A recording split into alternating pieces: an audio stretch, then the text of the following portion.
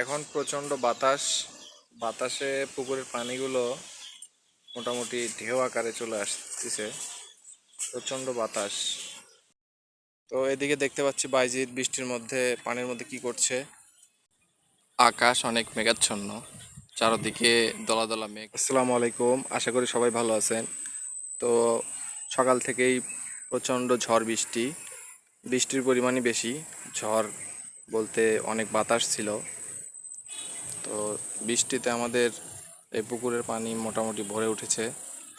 অনেক কম ছিল পানি, যার ফলে মাছগুলো সকালবেলা ভেসে উঠতো, কিন্তু বৃষ্টি হওয়ার দরুন নতুন পানিতে মাছ অনেক আনন্দের সহিত ঘোরাফেরা করছে।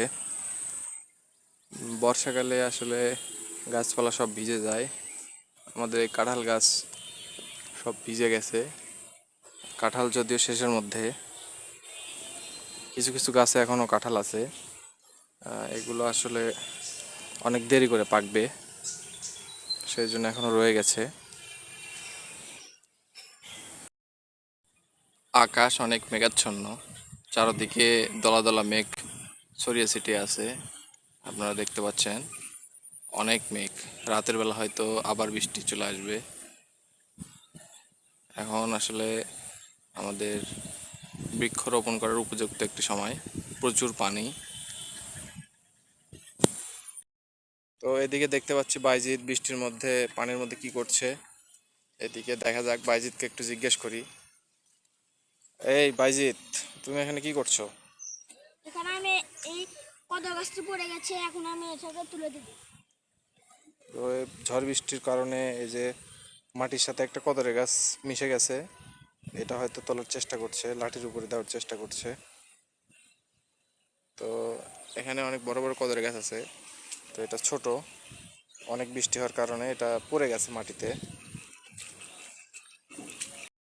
বৃষ্টি হওয়ার কারণে চড়ার মধ্যে অনেক পানি চলে এসেছে, অনেক পানি উঠেছে, প্রায় এক পায়ের কাছাকাছি অনেক পানি চলে এসেছে।